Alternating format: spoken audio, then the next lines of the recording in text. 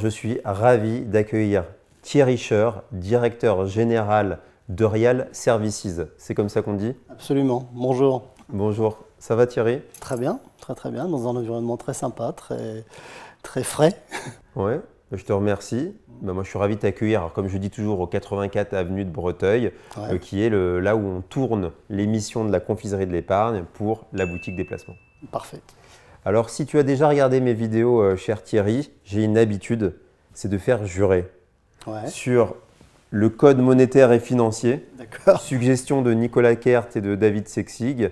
Donc, acceptes-tu de dire la vérité, toute la vérité, et dis « je le jure » parce que les murs ont des oreilles? Je le jure, mais ça sera aussi rien que la vérité.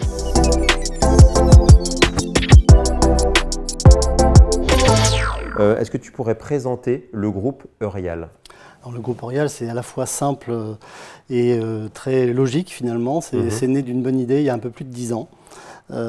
Sous l'égide de Jean-Jacques Olivier, qui est le président, et qui est un homme de l'immobilier, mais surtout un homme de conviction. Et il avait la conviction, ou la vision aussi, que la santé allait être quelque chose d'important.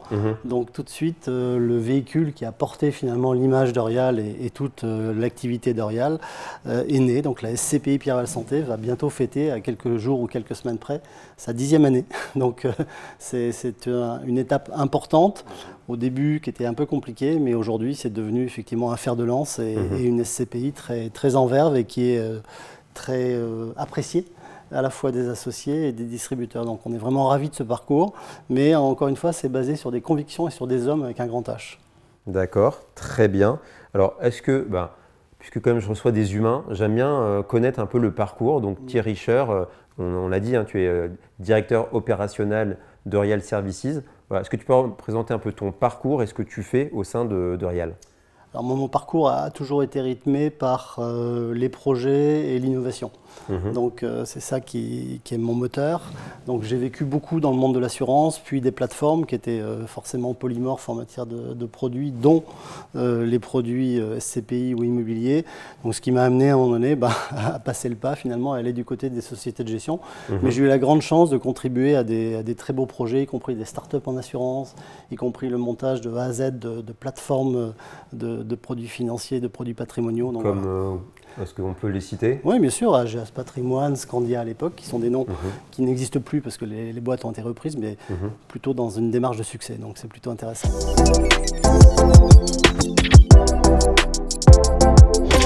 Puisqu'on parle de succès, maintenant la question Kesako, un peu l'objet de notre interview. Est-ce que tu pourrais présenter la SCPI Pierre-Val Santé, sa stratégie, enfin, tout ce qui peut être intéressant de connaître? Les quelques éléments clés. Alors là aussi, c'est assez simple parce que tout est mis dans le nom finalement. Donc c'est de la pierre et c'est lié à la santé. Donc c'est tout l'univers de la santé, rien que la santé, mais toute la santé. Donc ça, c'est important. On ne dérogera pas à cette démarche-là qui est d'être 100% santé. Alors comme souvent, on peut nous objecter que l'immobilier de santé est peut-être un secteur assez peu profond.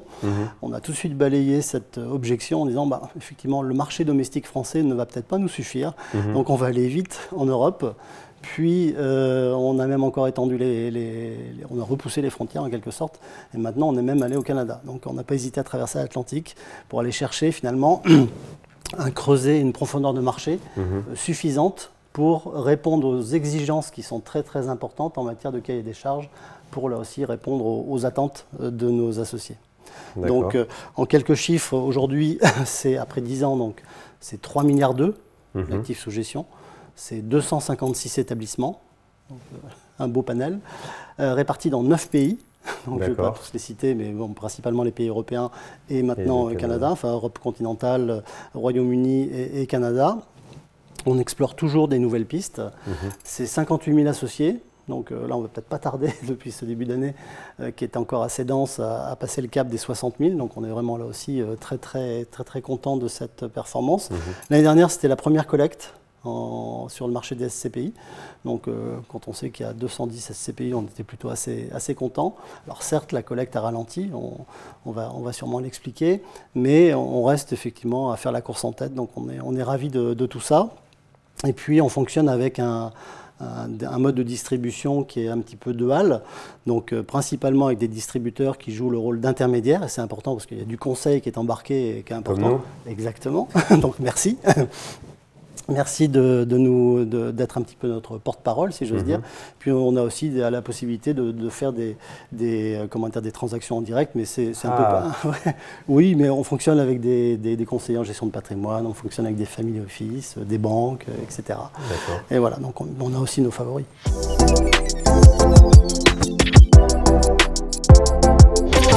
Du coup, la question cash qui intéresse tes clients, c'est combien Pierreval Santé ça a rapporté en 2023 et est-ce que tu as un pronostic pour 2024? Alors ça a rapporté, donc d'abord ce qui est intéressant maintenant, c'est qu'on travaille beaucoup sur la valeur embarquée depuis pas mal d'années. Je disais qu'on avait 10 ans, donc on peut parler d'un TRI sur 10 ans qui est de 4,14%. Donc ça, c'est vraiment la vraie rentabilité embarquée, puisque ça intègre à la fois les dividendes annuels, mais également donc, les possibilités de sortie avec des plus-values potentielles. Et puis en taux de distribution, qui est maintenant donc, la norme pour l'ensemble des SCPI, est ressorti à 5,10%. Donc, qui est un taux extrêmement intéressant. Pourquoi? Parce qu'on est aussi investi à 74% à l'étranger. Donc, ce qui nous permet de bénéficier d'une fiscalité attrayante, de gommer des prélèvements sociaux sur les dividendes, sur les revenus, pardon, les loyers que l'on perçoit dans des pays étrangers, avec le système de crédit d'impôt, etc. Donc aujourd'hui, voilà, 5,10% brut de toute fiscalité est quand même un taux tout à fait intéressant et qui nous permet de, là aussi, faire la course en tête. D'accord, très bien. Alors, et du coup, comme c'était le sujet, on a l'immobilier baisse, les valeurs d'expertise, où en sommes-nous chez Pierreval? Alors, on a évidemment maintenu notre prix de souscription. Enfin, quand je dis évidemment, pour nous c'était une évidence, si mais on était content de pouvoir le faire. Malgré la collecte très dense, comme je l'ai dit tout à l'heure. Alors, c'était de combien? Elle était de 417 millions. Donc, dépasser la barre des 400 millions, on était les seuls à le faire. Pas mal. Donc, on est très content, même si en net, puisqu'en net, ça veut dire qu'on défalque les retraits, qui ont été relativement importants par rapport aux autres années en 2023, on est à 366 millions. Donc, ce qui reste tout à fait honorable, ce qui nous permet d'investir évidemment beaucoup. Et on a surtout 0 demande de retrait en attente. Alors qu'aujourd'hui, sur le marché, comme tu le sais, il y a 95 SCPI qui sont encore avec des demandes de retrait en attente. On ne s'en satisfait pas, hein, on espère qu'ils vont rétablir le cap rapidement, mais on ne fait pas partie de cela. Donc ça, c'est un point important. Le pronostic pour 2024, on se garderait bien finalement de faire ça parce qu'il y a beaucoup trop d'hypothèses. Comme tu le disais, le marché de l'immobilier a été un peu chahuté, c'est le moins qu'on puisse dire. Donc on a vécu un moment difficile. Donc on s'en est sorti en ce qui nous concerne et j'espère pour beaucoup d'autres assez bien. Mais bon, c'était pas évident, c'était pas un long fleuve tranquille.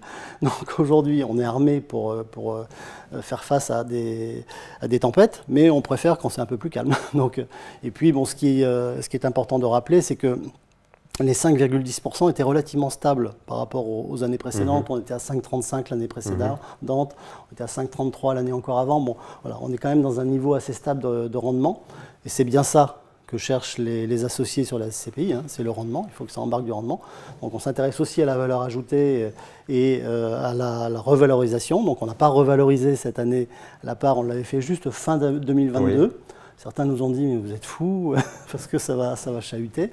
Et finalement, donc, on est resté droit dans nos bottes. Donc, on a aussi une valeur de reconstitution.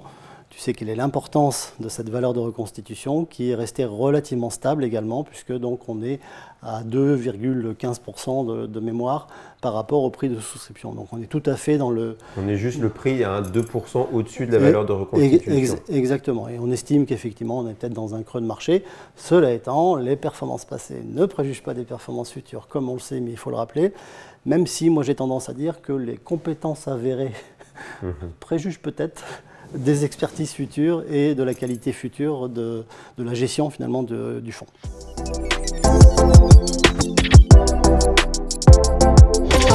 Alors maintenant j'arrive, on a un peu démarré sur mes questions vérité, demi-sel, pas totalement salé, mais on parle un peu cash. Cette année, on dit que la santé c'est un secteur d'avenir avec des besoins qui paraissent évidents du vieillissement de la population. Pourtant, il y a une SCPI confrère qui a baissé son prix de part. Comment l'expliques-tu ?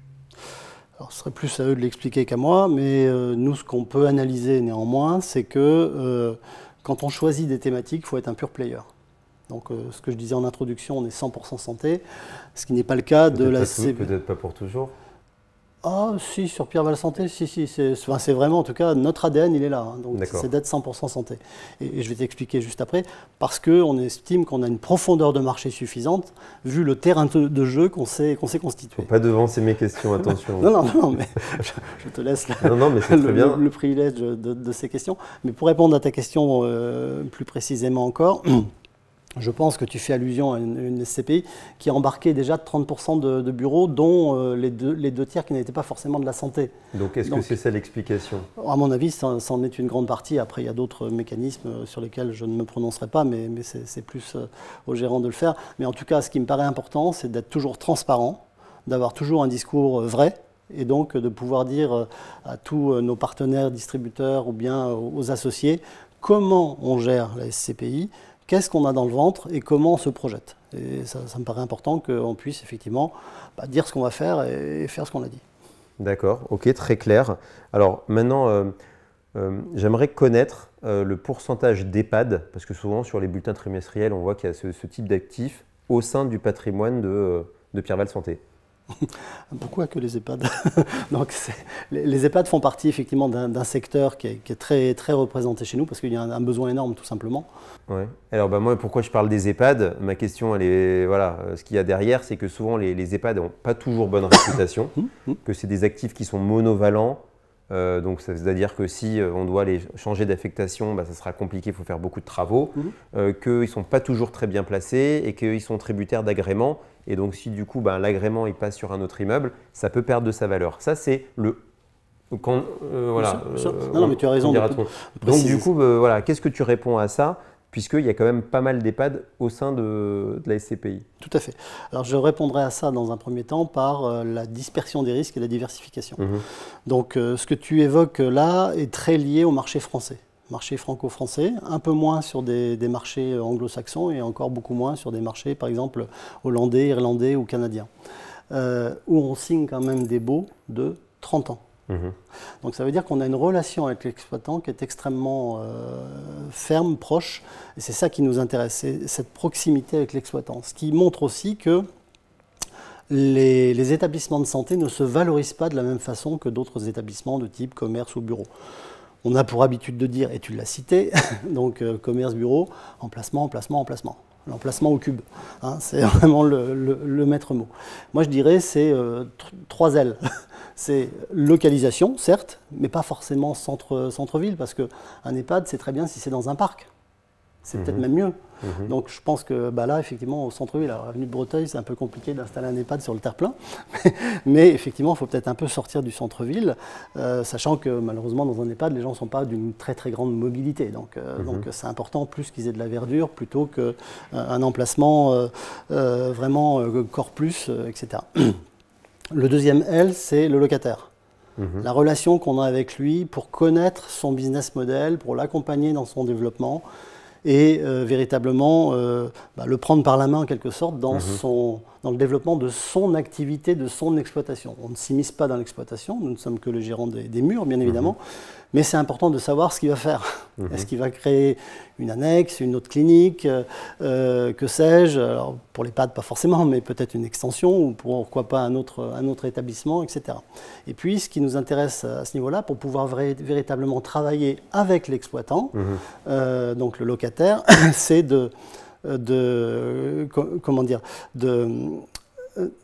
c'est pour ça qu'on n'a pas choisi les large caps, les très gros établissements. Si on voulait racheter leur mur, qu'est-ce qu'on aurait en face de nous? On aurait quelqu'un qui est le directeur financier, le directeur des investissements.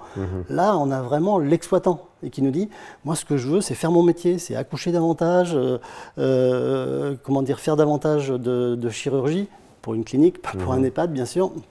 C'est ça qui nous intéresse, c'est de comprendre son modèle. Le troisième L, c'est le loyer.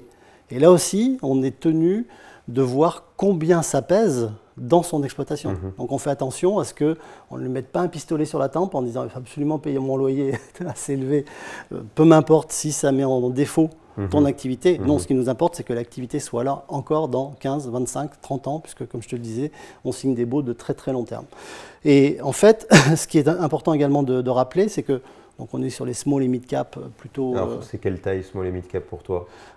On n'est pas sur des grands établissements qui vont faire 300 lits ou des choses comme ça. On va être sur des établissements qui vont faire autour de entre 50 et 100 lits, par exemple. D'accord. Donc ça, c'est plutôt ça qui est important. Comme on est très souvent à l'étranger, donc les EHPAD sont un peu gérés différemment. Moi, je suis allé directement visiter une de nos dernières acquisitions, qui est un EHPAD au Canada. J'ai un peu de mal à le qualifier d'EHPAD d'ailleurs, parce que c'est une maison un peu différente. Donc le concept est assez différent autour notamment du résident partenaire. Donc c'est tout un ensemble de choses qui vont avec ça, qui font que ça se gère différemment, ça se valorise également différemment. Alors tu avais raison en disant c'est un actif monovalent et monolocataire. Alors, c'est un inconvénient si on a un très très gros établissement. Effectivement, si on a le défaut d'un locataire, c'est compliqué.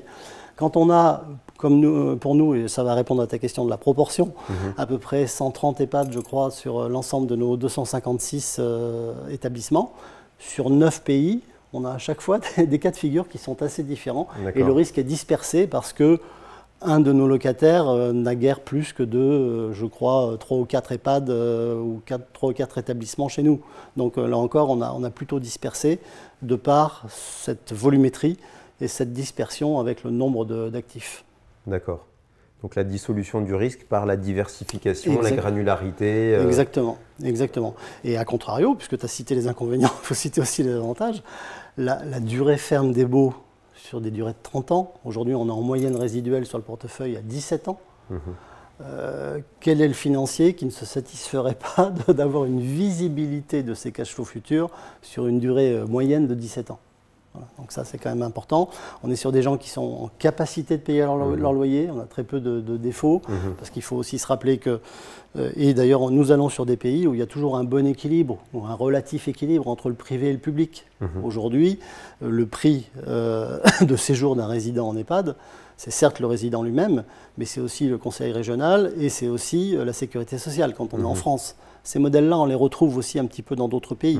Donc, en France, on l'a vu au moment du Covid, l'État n'a pas abandonné les établissements de santé, n'a pas abandonné les résidents dans ces établissements. Donc on a aussi des sources de financement qui pour nous donc, sont des sources de recettes pour nos loyers qui sont assez stables.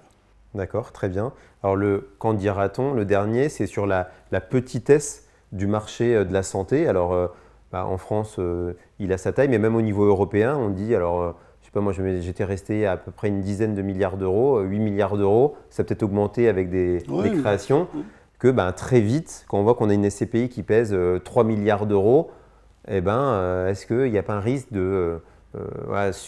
d'acheter cher, un peu surpondérer les actifs pour pouvoir les acquérir? Alors, ta remarque est fort judicieuse, donc on reconnaît le Encore une fois, c'est vraiment les caricatures de… Non, mais ce n'est pas une caricature, c'est une analyse fondée. La France ne nous suffit pas. La France est trop chère. L'Allemagne ne nous suffit pas. L'Allemagne est trop chère. Donc le premier actif, c'était en France, le deuxième, c'était en Allemagne. Aujourd'hui, aller acheter des actifs en France et en Allemagne, le prix est élevé, même s'il y a aujourd'hui compression des prix, etc., etc. Mais en règle générale et par comparaison, c'est resté très cher. D'où la nécessité, je dis bien la nécessité, au-delà de l'envie, d'aller sur d'autres pays, sur d'autres zones et d'étendre notre terrain de jeu. Donc on a repoussé les limites du terrain. La France, en établissement de santé au sens large du terme, parce qu'il n'y a pas que les EHPAD, tout ce qui est résidentiel.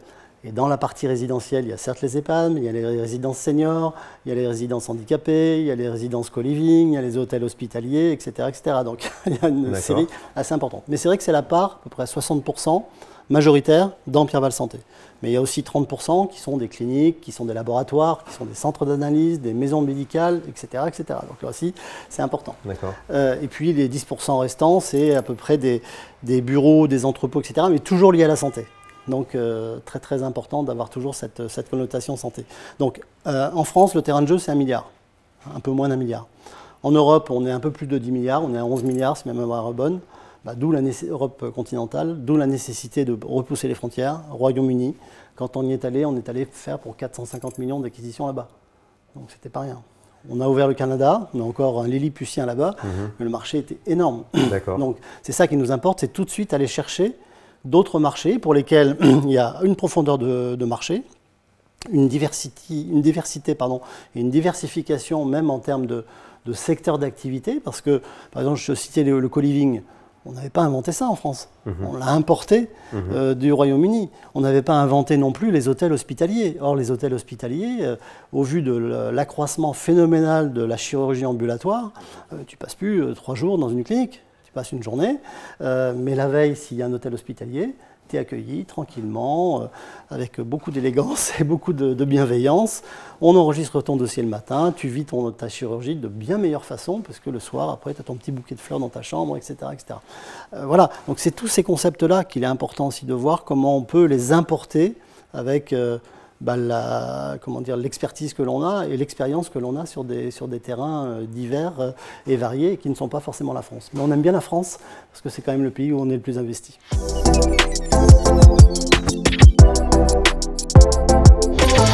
Alors maintenant, c'est ma question sous le capot. Est-ce que tu peux présenter, alors c'est vrai que tu as parlé déjà de certains actifs, mais voilà, nous parler de quelques actifs qui te tiennent à cœur. Alors il y en a beaucoup bien sûr, mais à chaque fois ils nous tiennent à cœur parce qu'encore une fois, il y a une relation de proximité avec l'exploitant. Donc il faut qu'on comprenne pourquoi il a fait ça, qu'on l'accompagne, et notamment on les accompagne de plus en plus sur des créations des constructions. Donc on est en VFA, donc on est là à la première pierre, c'est symbolique mais c'est important. Et puis pour la SCPI, c'est très créateur de valeur future, puisque donc pendant le temps de la construction, ça ne génère pas de loyer, certes, mais après, ça nous génère des loyers sur un actif qui est parfaitement neuf. Donc on n'aura pas à rénover pendant quelques temps.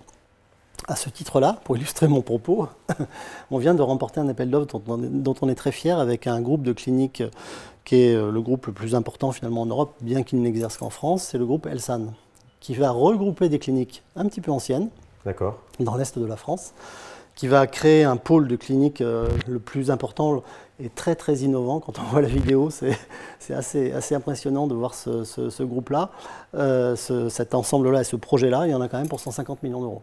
D'accord. Donc c'est un très très gros projet qui ne sera pas porté que par Pierre-Val Santé, loin s'en faut, mais qui montre que Orial, dans le monde de la santé, s'impose bien comme un leader. Donc on a le vaisseau amiral qui est Pierre-Val Santé, mais dans une flotte, il ne faut pas que le vaisseau amiral, il faut des destroyers qui l'accompagnent, voire des petits zodiacs qui vont s'agiter autour, qui vont avoir justement cette agilité, cette habileté qui est absolument nécessaire. Donc ça, c'est un premier exemple, c'est accompagner dans la construction la clinique du futur. C'est un petit peu comme ça qu'on la qualifie. Deuxième exemple, c'est l'exemple du Canada. Encore une fois, un EHPAD qui porte le terme d'EHPAD, mais qui ne devrait pas combattre dans cette catégorie, tellement on y trouve des concepts différents. Encore une fois, le concept du résident en partenaire, l'appropriation de cet ensemble par les résidents eux-mêmes. Je discutais à un moment donné avec une des résidentes qui me disait « Je reçois mes enfants chez moi », parlant de sa chambre d'EHPAD. J'étais très touché parce que c'est quelque chose que malheureusement, j'ai peut-être pas forcément entendu en France. Et j'ai le plus grand respect pour les soignants, les infirmiers, etc., qui travaillent en EHPAD. Hein. Mais, et là-bas aussi, il y a une école de formation pour les gens qui vont travailler en EHPAD. Je crains que, on va dire parfois, pour ne pas dire souvent, en France, on soit peut-être dans un EHPAD par défaut et non pas par envie. Donc c'est tout ça qui est un petit peu à modifier. Et très modestement, on espère pouvoir contribuer à cette modification, à cette évolution. Le dernier exemple que je prendrai, c'est le siège à Marseille, comme quoi on est aussi en France, le siège à Marseille d'un groupe américain. Il est peut-être pas trop mal placé, Marseille aussi. Exactement, de recherche oncologique. C'est le plus grand opérateur en Europe, qui est le siège de Veracyte, donc qui fait de la recherche oncologique, comme je le disais. Et le site, le siège est magnifique. Là aussi, on les a accompagnés en construction. Alors, c'est du bureau. C'est plus du bureau et du centre de recherche, hein, plus exactement. Mais c'est magnifique et c'est un actif vraiment très, très intéressant dans le dispositif. Mais bon, il y a 256 actifs, il y aurait 256 histoires à raconter, tout aussi croquignolesques les unes que les autres.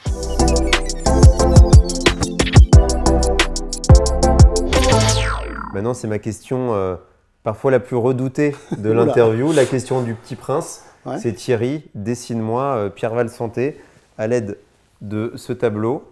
Oula.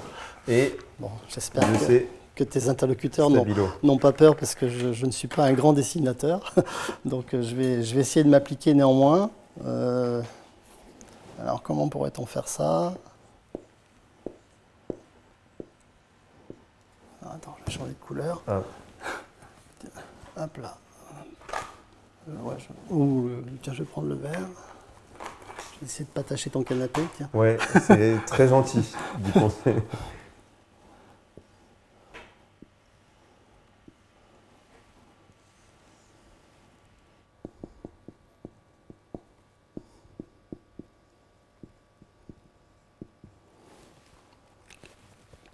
Bon, je vais pas faire souffrir davantage tes interlocuteurs. En fait, voilà. Alors, on va dire que c'est un bateau. Ah, pas mal. Qui a vécu des moments compliqués, avec beaucoup de vagues, beaucoup de courants contraires parfois. Et puis on espère qu'on aura la possibilité de glisser le SPI, propulsé par la santé, donc sur un océan peut-être un peu plus clément. Et je n'ai pas manqué de dire que sur la grand voile finalement, qui est aussi le moteur, comme on est fonds de partage, donc on est très proche de l'Institut du cerveau vers qui on flèche des fonds par prélèvement sur les frais de nos associés. Donc que les associés sachent aussi qu'on finance une partie évidemment de la recherche de l'Institut du cerveau sur les maladies neurodégénératives. Donc on héberge des gens qui sont atteints par des maladies neurodégénératives de type Alzheimer, etc. Mais on finance également la recherche pour qu'il y en ait beaucoup moins. Donc voilà un petit peu la propulsion qu'on se donne, et puis voilà, ça nous permet de... On a vécu la tempête, on sait ce que c'est, on a le bateau qui est solide, on a l'équipage qui est au point, on est prêt à y aller. Super. Et alors du coup, je rebondis sur ton dessin, c'est ma question punchline. Comment tu résumerais en une seule phrase la SCPI Pierre-Val Santé? Tu m'en autorises 2? Allez, pour toi Thierry. Je pense que quand on dit la santé, rien que la santé, toute la santé, on a déjà dit beaucoup de choses. Mais néanmoins, je pourrais rajouter en baseline, si j'ose dire, 100% santé, international, nativement, mais aussi par obligation, et fonds de partage. Voilà, c'est les 3 éléments clés de notre ADN sur Pierre-Val Santé.